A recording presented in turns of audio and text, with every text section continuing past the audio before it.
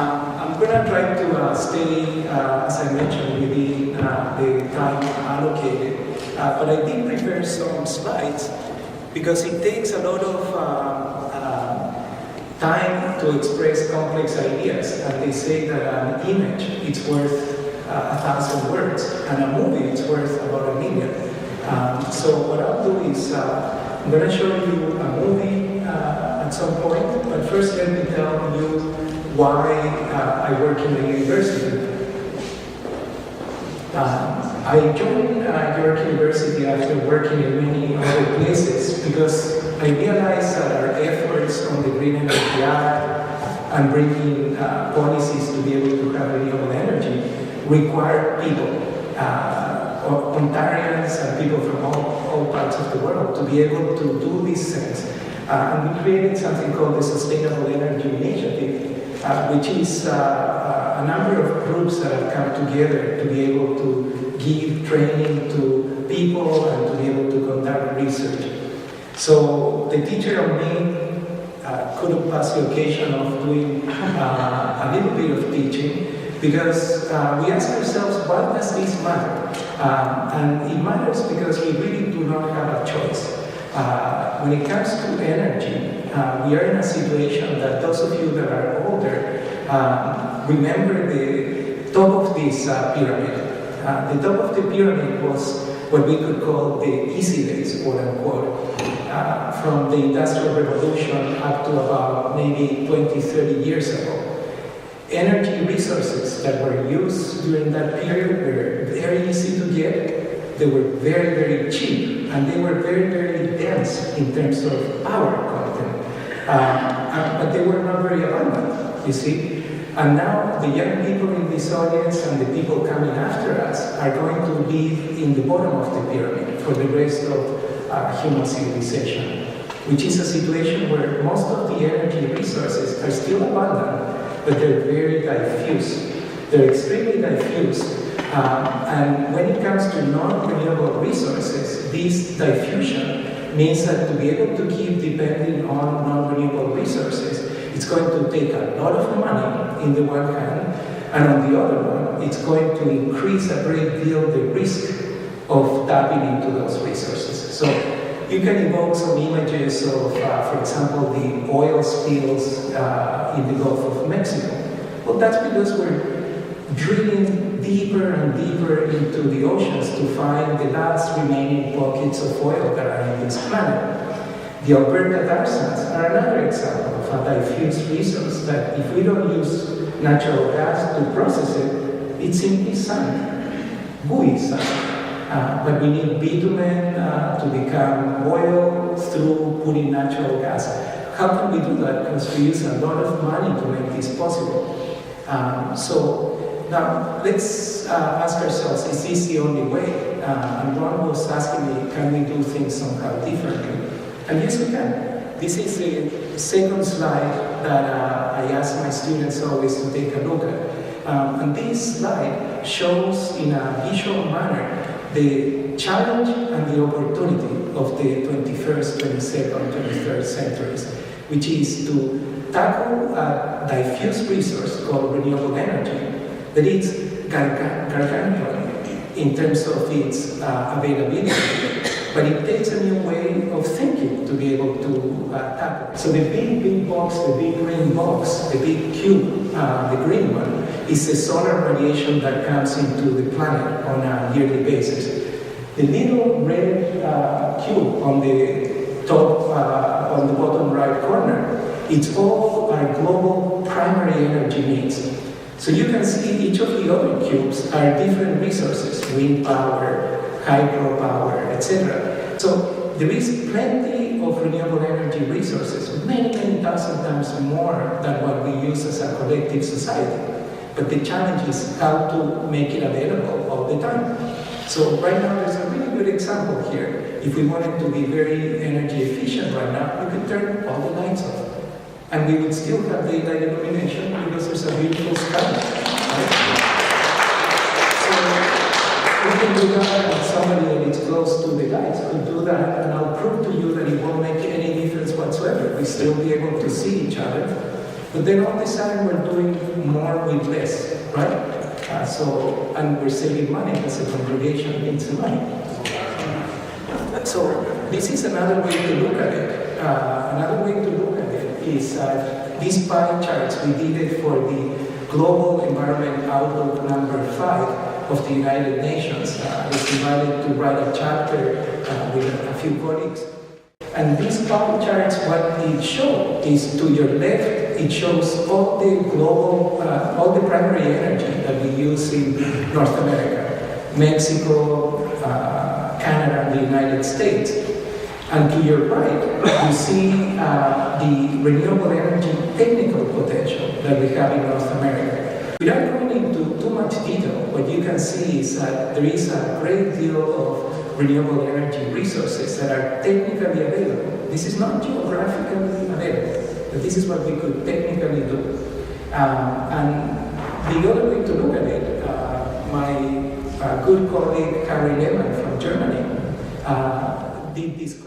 This is a really nice graph because it shows the relationship between conservation, efficiency, and renewables versus the current paradigm of polluting energy sources. So basically what that graph illustrates is that we need to move from polluting sources of energy to being very good at conservation and efficiency, which is what we just did by turning off the lights. That was conservation. That's a behavioral change. Efficiency means to have a technology to be able to do more with less. That's a Skynet, you see? And has the light changed? Are you now feeling very bad because the electric lights are off? You're probably feeling just as good or better. So that is another important slide. Now, Ron told me to give an overview of what's going on in different parts of the world.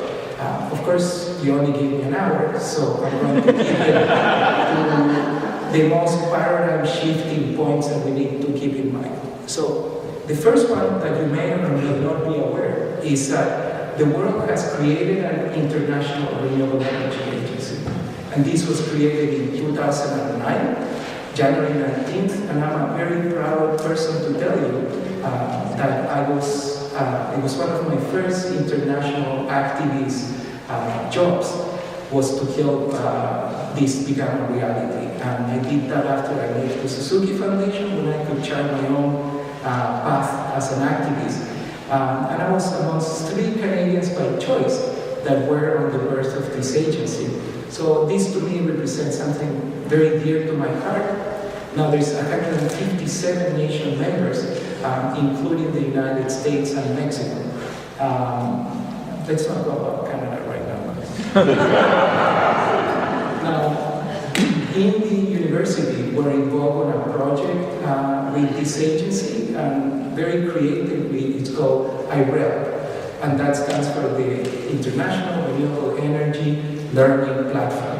And I'm pretty happy to tell you that even though Canada is not a member of IRENA, our graduates from York University are working in IRENA. So I have right now a Canadian master's student. She just had her contract extended and she's working on the capacity development unit of IRENA. That's a big deal for me because the Director General says, why are we hiring Canadians when they're not members of the agency? And the Director of Capacity Development said because they're very well trained and they can do very good research skills. So that's not propaganda for myself, but just to speak about the capability of young people. That was the intention of my comment. Now, what is it happening really with renewable energy globally? In this graph, I realize it's a little small numbers, particularly for rows 3 and up. But what it's basically, you can see the curve. The direction of the curve is very, very simple. The market of renewable energy is booming. Recession or no recession, the market is going very exponential. And it's moving from a marginal industry to a very mainstream industry. And financiers really like this picture. You can download it out of that website. And In terms of renewable energy, we could, in this talk about China and the role of China, because China has become the biggest investment partner on renewable energy. We could talk about India, and we could talk about many other countries. But because of the time that we have, I just want to talk about what I would call paradigm shifters. And there is two paradigm shifters that I want to discuss. They're Deutschland and Denmark. DE is Deutschland, DK is Denmark. So Germany and Denmark. Why those two countries? Because in Europe, as you can see from this map, all the countries of Europe are now under renewable energy policies. Something called the EU 2020 directive, where all the countries of Europe have to increase their use of renewable energy by 20%. They have to decrease their use of energy by 20%, and they have to reduce their greenhouse gas emissions by 20% from 1990 levels. Not 2005 or 2007 or some fancy convenient baseline like that. They're still using the Kyoto baseline. And that's the only thing with that 2020 directive that doesn't make sense, because it's actually now they're saying we're going to reduce by 30%. So everything else is 2020, but greenhouse gas emissions, it's actually going to be a reduction of 30%. All right, so why Germany? Why Germany? Well, Germany has become a paradigm shifter because in Germany, a country with a solar insolation like Alaska, not like sunny Toronto or Spain or anywhere sunny, the Germans have accomplished this incredible fact, which is now solar power in Germany is cheaper than the electricity from the grid, and it is cheaper than nuclear power. Prices of solar decrease, and now they have crossover nuclear, and it's more expensive now to build any other technology than solar in Germany. Why is that? Because they got their act together. How? By having policies that make sense and having a sustained effort to make things. So how is it working? It's like this. In Germany today, they have 33 gigawatts of photovoltaic installed capacity and 30 gigawatts of installed wind capacity. My slide explains to you what a gigawatt is, in case you've forgotten how many megawatts a gigawatt is, or how many kilowatts a gigawatt is. Just to give you an idea, Ontario, all its installed capacity, all the nuclear plants, all the natural gas plants, all the hydro facilities, all the renewable energy facilities, adds up to 35 gigawatts capacity with renewable energy. And I realize that 35 plus 35 is 70, right? And I'm saying they have 63 megawatts of gigawatts of photovoltaics and wind. I do know math. But I'm not talking about the other renewable energies that they have, like hydropower or biomass. I'm just talking right now solar and wind. Why am I saying that? It's because I want to show you something very, very impressive. The 22nd of March, right? Today is the 23rd of March. Yesterday, how much solar power was Germany producing in the first day of spring? And I have that slide. That is yesterday in Germany at noon. So basically the little widget in the middle tells you there is 33 gigawatts installed, and by noon, 16.5 of those gigawatts, those 33 gigawatts, were generating electricity. Not bad at all for the first day of spring. How was the first day of spring yesterday here in Ontario? Not precisely all that sunny. How was it in Germany? I let you do the homework. But this is a website that can show you day by day how much the solar systems of Germany are generating. Okay, So this is another situation in Germany. I mentioned to you that electricity from solar is cheaper than the electricity from the grid. So at the household level, Germans are paying 25 to 28 cents per kilowatt. This is euro cents per kilowatt hour. And they're procuring photovoltaics to put in their roof at 17 cents per kilowatt hour. And you immediately may say, well, that's so expensive, how much they pay in their house. And of course it is expensive because they have carbon taxation, cap and trade, feed-in tariffs, taxes of all nature, transmission and distribution costs. So the residential bill in Germany is higher than in Toronto, no question about it. But this is the point that it's important, that if you put solar on the roof of your house in Germany, you can do it at a fraction of what you pay from buying electricity from the grid. So what is it happening is that people that are working say, I'm going to be retired in a few years, so I'm going to put solar on the roof of my house because the return on investment is very favorable. I can get my money back in a few years, get a higher interest on my money than I would in the stock market or in the bank. And most importantly, the system will pay off. So when I'm retired, I will have free electricity, so I'll have one less bill to worry about. That's the German thinking now. And this is why they're installing somewhere like 3 gigawatts to 7 gigawatts per year.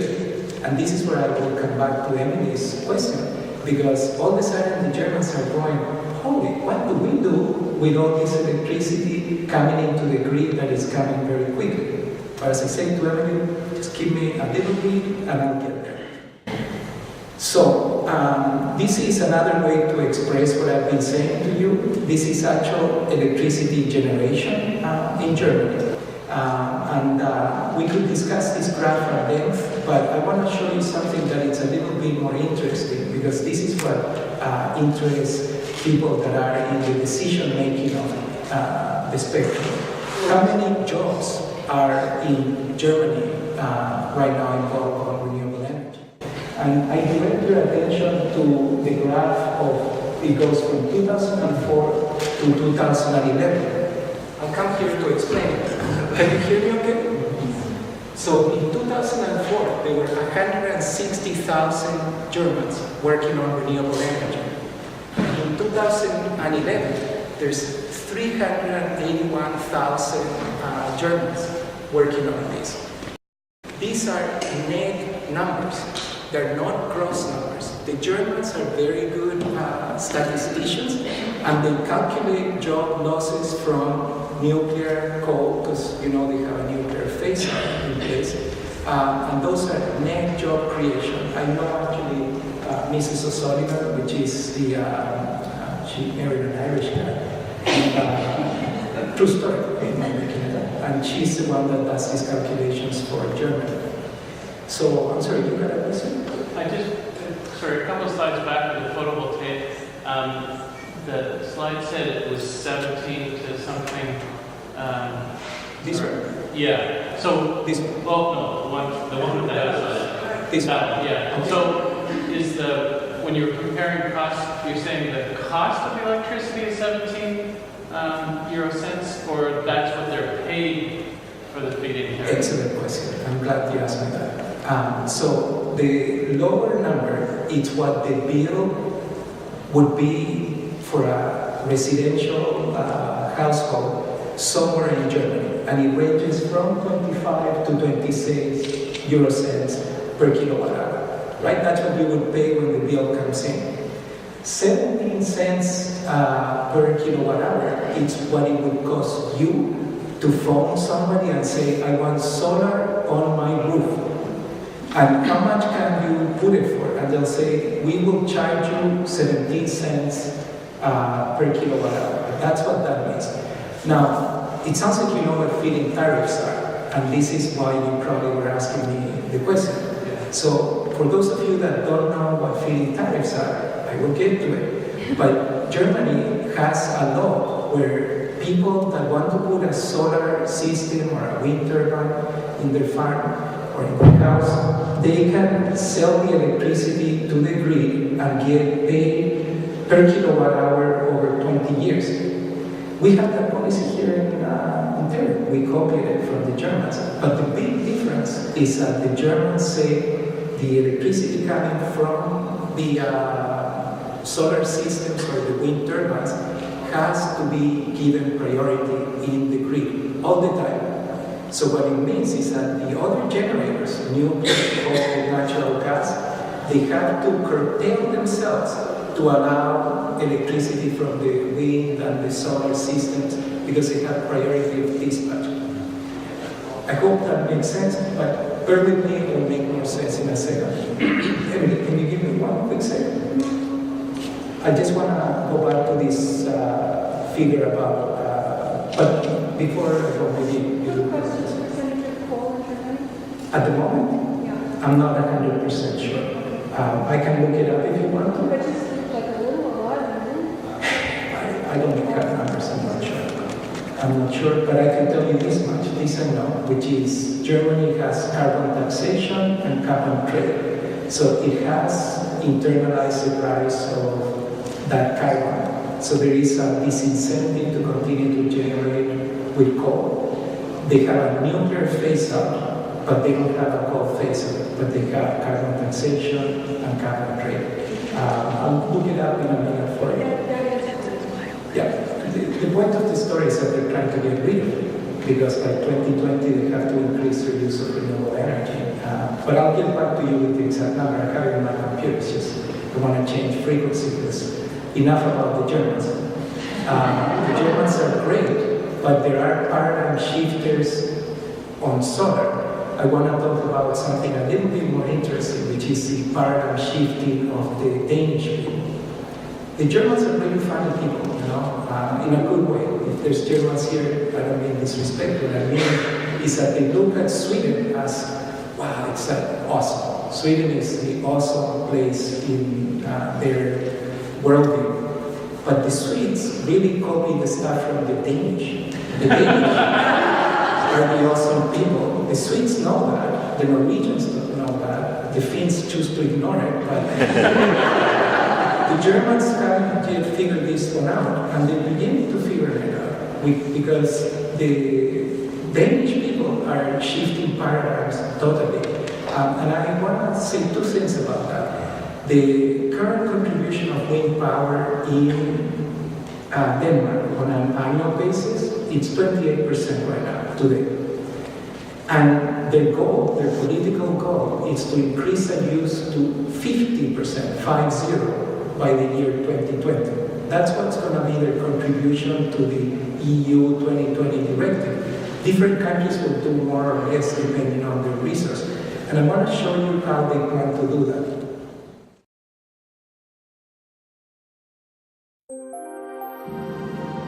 We use energy, lots of energy. Denmark has a political objective of fossil fuel independence, and therefore our energy systems will change significantly in the coming decades. In 40 years, Denmark's energy supply should be based on renewable energy, with wind power, biomass and solar energy representing the largest resources. But where should the energy come from when the wind does not blow?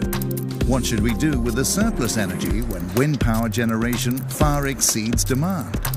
And which forms of energy should we use in places where we cannot use the power from wind, sun and biomass? The answer is integration. Integration of our energy systems. In a future based on renewable energy, the gas system can come to play a completely new role by using gas produced on the basis of such renewable energy sources as biomass, organic waste, sun and wind.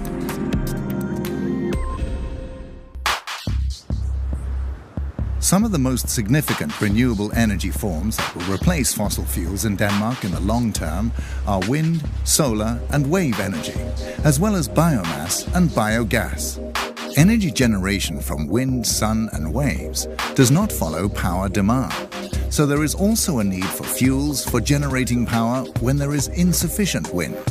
On those days when the wind is still, The energy shortfall in Denmark will be equivalent to the output of 10 large power stations. Although this only occurs for a limited number of hours each year, naturally, power should still be available in the sockets when the wind drops.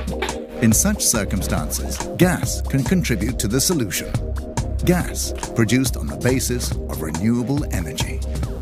But in the electricity-oriented society of the future, there will also be energy consumption to which electricity is not suited and which will require an easily accessible fuel. For example, for long-distance road transport and for ships and planes, as well as an array of industrial processes. This fuel could be gas-produced from renewable energy. Gas is a stable and efficient form of energy that can be flexibly produced from renewable energy sources. And as a flexible building block, gas can be combined and converted into a variety of fuels that can supplement the power system in pace with the electrification of society.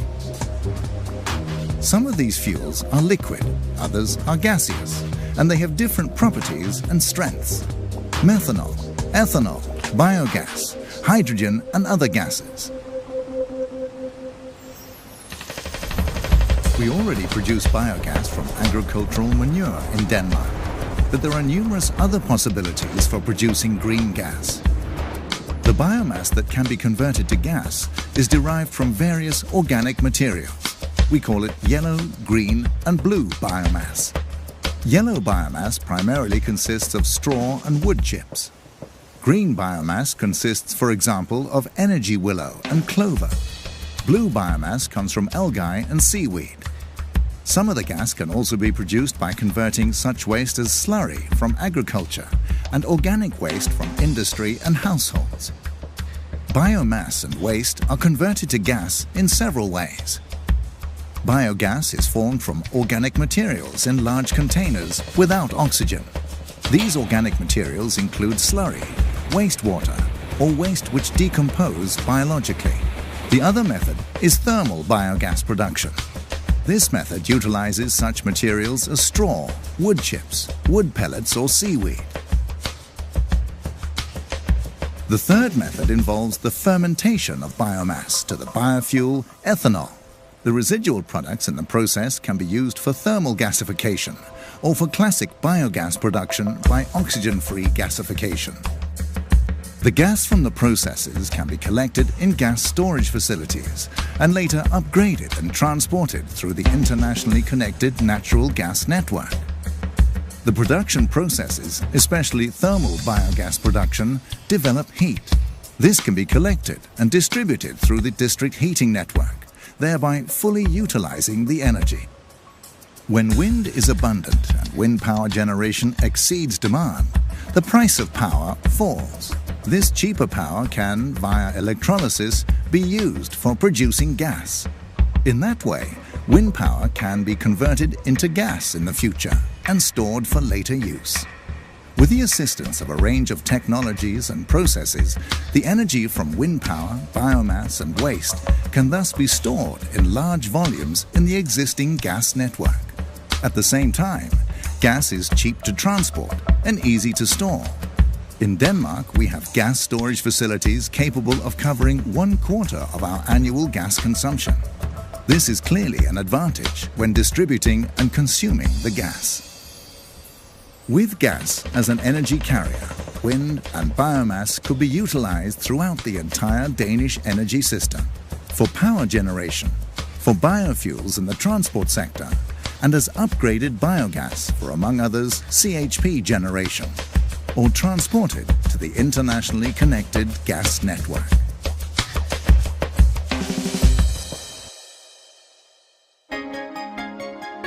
In 40 years, Denmark's energy supply should be converted to renewable energy. A gas system utilizing gas based on renewable energy can constitute a significant contribution to the conversion towards a sustainable society, to the benefit of people, the economy, and the environment.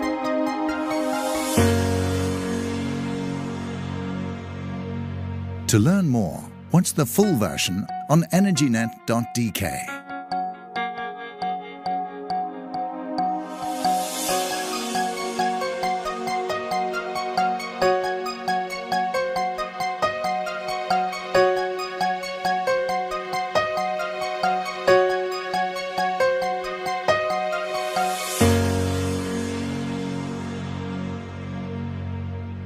movies made by the official entity from Denmark, government entity that manages the electricity grids and the gas grids of Denmark. And they've allowed us to use this movie because, well, I asked them, but the strategy that they're trying to do is to educate people about what they're trying to do in that country. Emily had asked me earlier about storage. This is one of the options for storage, is to actually use biomass to be able to convert it, as Emily explained, into different pathways. I could spend the next hour talking about this. There was a mention that I was in 3 meetings last week, and there was a German expert on storage, and we did 2 seminars on storage. I'm happy to give you a lot of information about this, but the point of the story is that time being not abundant, I want to actually shift focus a little bit. I want to shift focus back to Ontario, if I may. And I will come back to Emily's question about coal in Germany. It's not that I'm ignoring it, there is something bigger and better to discuss, in my opinion. We need to come back to Ontario and ask ourselves what's going on in our province, in the one hand. And I want to talk about a significant issue that is flying under the radar of most people in this province, and it actually is of very scandalous proportions, in my opinion. And I'd like to talk to you about that for a second. So let's compare Ontario as a paradigm shifter to the other 2 paradigm shifters that I mentioned, Germany and Denmark. So we did manage to have the creation of a renewable energy law that created the system of feed-in tariffs that allows you to actually put, if you have a nice roof, solar system and get paid for 20 years to recuperate your costs of putting that system. It allows you to do wind power, it allows you to do biomass, micro hydro. It does not yet allow you to do storage, incidentally, but that's a different conversation. For those of you not familiar with this, it's very easy to become familiarized. This is a screenshot of the Ontario Power Authority feed-in tariff. You go into that page and you can choose whether you want to do a big project or a small project. And the rules are there. They're very Byzantine rules. They're derived by extremely savvy lawyers. And it takes a bit of patience to go through the system, but it is possible to go through the system. I'm undergoing this on 2 fronts. In my own home, we're putting solar, and I can tell you about our troubles and tribulations and the adventure of doing this. And some of you have done this in your congregations, so you can tell us also what your experience has been. And we also created a cooperative, the York Solar Cooperative. And I'm very happy to say on a sacred space like this that it has a sacred component. We partnered with the York Catholic Board, and if our application is successful, we will have 1 megawatt of solar in 7 schools of York region. So I'm pretty happy about that, and I'm keeping my fingers crossed. I don't believe in jinxing, so that's why I spoke about that. But what have been the results of this feed-in tariff program that has been in place since 2009? You have seen that some cooperatives have developed, wind cooperatives. You probably have heard a lot about wind controversy. Today, I want to talk about something that makes that controversy pale in comparison in terms of the magnitude of the conversation. But I want to show you some good things. We don't need to go to Europe to see these good things happening. That's the classical system that people are putting in Toronto homes, Markham homes. It's about 2 kilowatts, 3 kilowatts. If you have a nice facing roof on the south, you can put solar made in Ontario. That's a neat thing about this, is that now we have our own factories. People in cottage country are also putting their own solar systems in the cottage. Same size, it cannot be more than 10 kilowatts. if you're doing it at the residential level. If you want bigger than 10 kilowatts, you go to a different system, which is not the micro feed-in tariff, but the feed-in tariff. And that's what it looks like. This is in a shop that shall remain nameless, but I can tell you where the system is. Those of you that ever take the GO train, there is in Richmond Hill, a Richmond Hill station that has the Viva and the GO buses arriving. There's a little bridge that you can take over, and there is a big shop that you can see the solar system. That's where that picture comes from. So that has 250 kilowatts on a flat roof of a large hardware store. I'm not going to say the brand because I don't make propaganda for people. This is the classical farmer, happy farmer, I call this guy. He's got two crops going. The crop on the back, you know, more than the one in the foreground. The crop in the back is corn, and the one on the foreground is solar. So he's getting now two incomes, not just one income. So that's why he's smiling, because he wants to stay in the farm. And if we get our act together, he could actually have that tractor of his running on plant oil that he can grow. That's a technology thing that we can do today. We can grow canola. We transform that canola oil with a cold press into diesel fuel? No, into plant oil that can be fed into the tractor.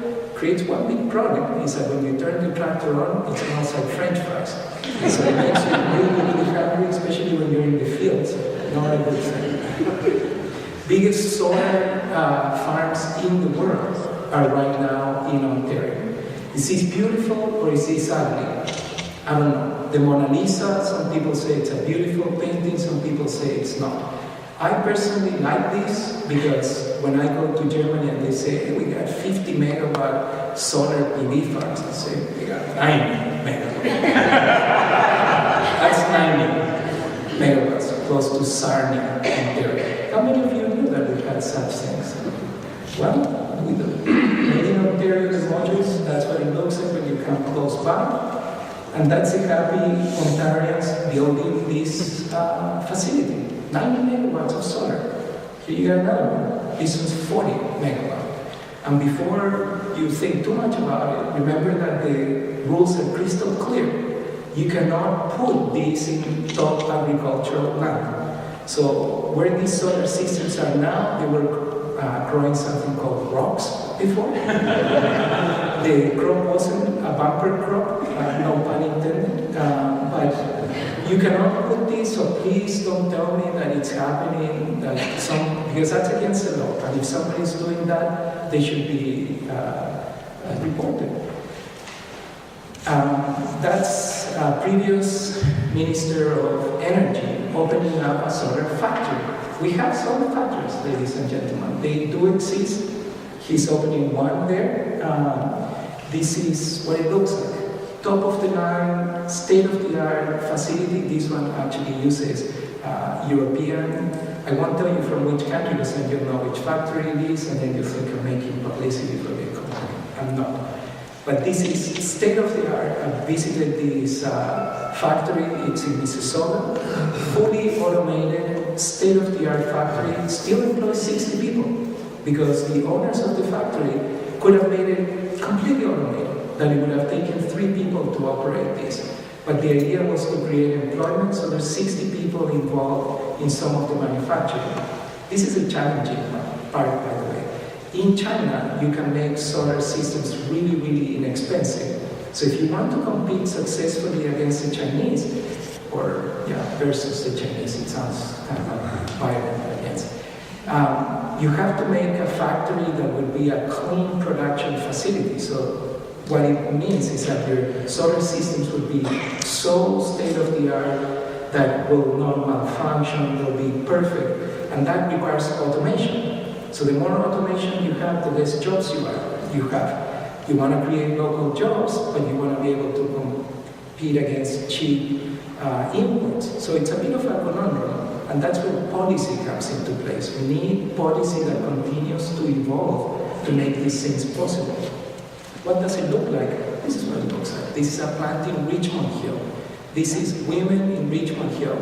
eking a living today in the solar industry.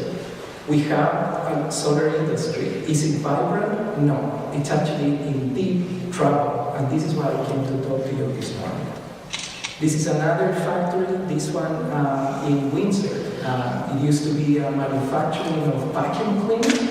They closed the company that made the vacuum cleaners, brought the company to Mexico, and now the employees, just like the Caterpillar employees are unemployed, these guys say, well, what can we do? And they were retrained to make solar systems. So the same people that were making vacuum cleaners are making solar systems. So it's happening. Okay, another project that I'm very proud of, we got some funding from Markham, the city of Markham, and they allowed us to buy this equipment that help us teach our grad and undergraduate students how to do solar assessments. And then we taught how to do solar assessments to high school students in Markham. Why is Markham doing these things? Because they are leaders on solar. That is the Markham City Hall. I don't know if Toronto has solar on the roof, but Markham does. And the reason why we put them in that manner, because the angle's kind of steep, you would think. It's because we wanted those solar systems to be seen by the politicians that are riding their cars every day. And remember that, solar's making us money.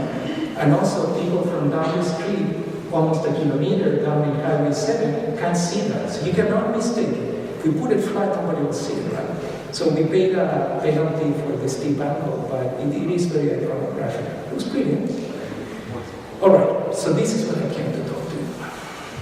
This is the elephant on the body. And I have to be quite frank with you, this needs to be said, because nobody knows what I'm going to tell you about. Very few people. In this room, I know Dorothy can tell you about it, but the bulk of Ontarians do not know what I'm saying to you right now. It's happening, and do not know the magnitude of what is happening.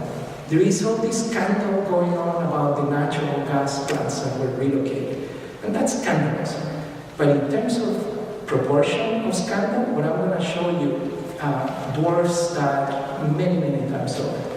So, first thing I want to show you is that's a new symbol of nuclear power. I did not invent it, it's not invented by an NGO. That is the new symbol, in case you haven't seen it. It was in 2007 launch, and its intent is to communicate anyone seeing that symbol into today or into the future, that they're entering something a little dangerous. The previous symbol was only the top, saying that rabbit ears type of thing. It did not communicate. So now, since 2009, that's the International Atomic Energy Agency symbol. So a person running a skull. Nuclear is expensive, and if allowed to continue, it will stop renewable energy.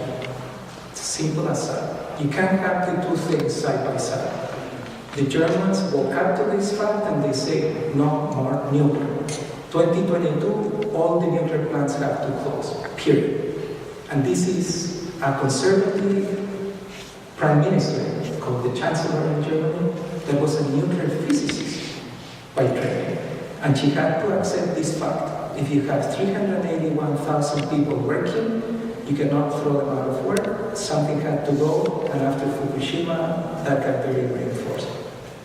Second fact, all nuclear plants built in Canada have failed and have required massive repairs. Every single one of them. We can go one by one, and I will go in the interest of time only with the Ontario ones. But remember, just for those of you that don't know much about nuclear, Canadians build nuclear power plants in Quebec, Gentil, and in New Brunswick, Point de Pro. And both of them needed to be repaired, okay? Or they didn't need to, they had to be repaired. About the repairs.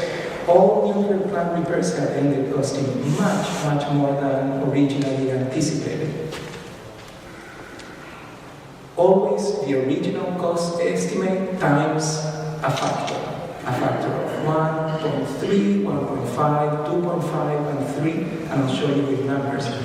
But it always is more than what they tell us it's going to be. And who pays? Who pays for nuclear? Who pays for nuclear? We do. Of course, there we go. We all do every month. It's on your bill, it's called the debt retirement, and we all pay for it. Okay, so let's look at numbers now. Pickering nuclear power plant. Let's start with the first one, the oldest one. So what was the original repair budget? It had to be repaired. They say to us, sorry, we made a mistake, we thought it was going to work, it didn't. How much is going to cost? Canadians have good faith, they say, okay, it costs $1,300 million. And then the bill came in. The actual repair cost, $2,600 million. That's big. Then they built Bruce. And again, sorry, it didn't work. We need to build it again. Some reactors need repairs. Do you want to compromise safety? No. So let's do. How much? Repair budget, $2,750 million. Really? $2,750 million. That's a big bill. Okay, go ahead, do it. Actual repair cost, $4,800 million. That's, in my opinion, outrageous. Outrageous. And this is an assault in democracy, ladies and gentlemen. Decisions of this magnitude have to be questioned. Have to be questioned, especially by good people. This is not the way Canada should operate. And why am I telling you? It's because we're about to do this once more. And this is why I get a little hot under the collar. Because Darlington, it's next. Again, the newest nuclear power plant, finished in 1992. Sorry, it doesn't work. It doesn't work. So what is it going to cost? Okay, original repair estimate. Okay. It's going to cost $6,000 to $10,000 million. $6,000 to $10,000 million. This is the official estimate on the repair deal. Don't we have a deficit crisis? Don't we have an austerity? We cannot afford teachers. We cannot afford public education. And we're going to spend $6,000 to $10,000 million on nuclear repairs? Well, actual repair cost? Question mark, ladies and gentlemen, because this one has not happened. And this is why I came to see you this morning, because it ought to be questioned, and it should not be allowed to happen.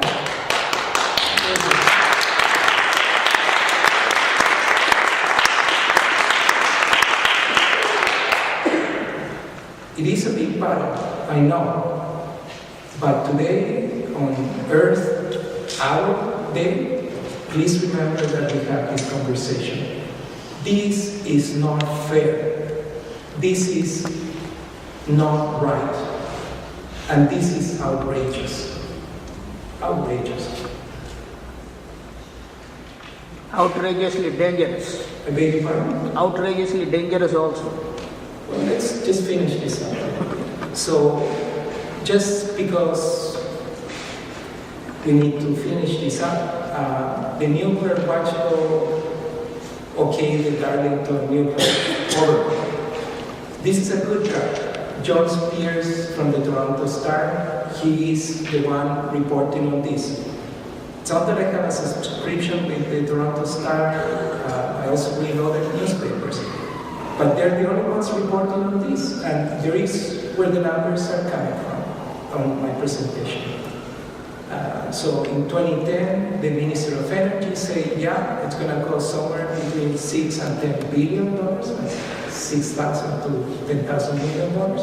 And this got authorized. They just had the environmental assessment of this, and they think it's not a problem. They can do it, it's okay, cool. Just give us the money and we'll do it. I'm going to say a couple more things about this. This is something that I find incredibly outrageous, and I had to print it for you to see it, because otherwise you'll think I'm making it up. So I'm going to read it to you. So this is the Darlington nuclear refit will have 2 outside overseers. And this was published on March 22nd by the, it wasn't on March 22nd, on January 20th. This is what it says. The province's overseer will be CAN Consulting Incorporated, headed by Mike White, who worked at the former Ontario Hydro for 14 years before heading out on his own in 1990. CAN Consulting. Okay. Bentley said he will be paid $200 an hour. The cost is estimated at $650,000 over 2 years, but will depend on actual hours work. OPG hasn't yet selected its oversight advisor, Bentley said. Nuclear refits have a history of running vastly over budget in Ontario and elsewhere. In the late 1990s, OPG estimated it would cost $1.3 billion to refurbish the 4 reactors at the Pickering nuclear station. In the end, it cost $2.6 billion to refit only 2 of the reactors. The other 2 units were deemed to be write-offs. That's where my numbers are coming, ladies and gentlemen, from the public record. So $650,000. I don't want to work for the nuclear industry, but that's a tempting salary. How would you like to make $200 an hour and $650,000 a year? I have a lot of meetings for that money. It's outrageous. I'm sorry, that I cannot even joke about. So, question mark on new nuclear is this. New nuclear? That's the other part of the conversation that we're having is they want to refurbish the nuclear power plants and they want to build new nuclear plants. And really, new nuclear plants. Well, let's look at what the last one cost. So, Darlington nuclear plant, which was the last plant built in Ontario, it was supposed to cost $3.5 billion, so $3,950 million. But the final cost was, yes, there's no typo, $14.4 billion. That's the same one that now we have to repair to the tune of $6 to $10 billion. Still no solution for radioactive waste, of course, security concerns, weapon proliferation. I don't want to talk about that because we're just talking out of time. But this is a take-home message. The provincial government should not repeat this mistake. It's colossal. And at the very least, Ontarians should be questioned about their opinion about whether this expense makes any sense whatsoever.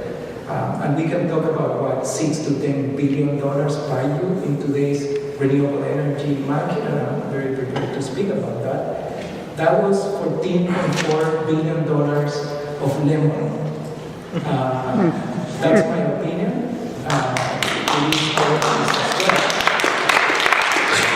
Before I go, a couple of last points, please, if I may. Can this be done? Can we say no to nuclear power? Yes, we can. Quebec just say no. They say the gentile, pas du tout. It's finished. The nuclear power plant in Quebec, it's closed. No more money going into nuclear in Quebec. So this is the take-home message. Yeah, if I may. Yes. What can you do? If you could take one and pass it around, this is what you can do. The first is analyze the problem. And then if you want to take action, this is what I would ask you to do, please, today. Write to our premier, because a handwritten letter counts hundreds of times, literally hundreds of times more than emails, phone messages, etc. Please write to the premier. This is what she says in her website. Please send me your ideas, questions, and concerns. I look forward to hearing from you. That is what she said. And that's her address. Please take pen and paper. And if this is outrageous to you as it is to me, write to her. And I'm circulating around some of the data that I gave you, so you can look at it independently and come up with your own conclusions. But don't ignore this issue. If you want to see a better world, if you want to see a more sustainable Ontario, do not look the other way. If you look the other way, you will not have renewable energy in this province. This movie has been seen already. In 1992, when Darlington, the bill came in, I came to this country to study renewable energy in 1981. In 1990, we were world leaders of renewable energy in Ontario. We had the Ontario Hydrogen Institute. We had something similar to renewable energy feed-in tariffs. And there were $100 million of renewable energy contracts signed in 1991. In 92, everything was canceled. Renewables, efficiency, because the bill came from Darlington. Let's not make this happen again.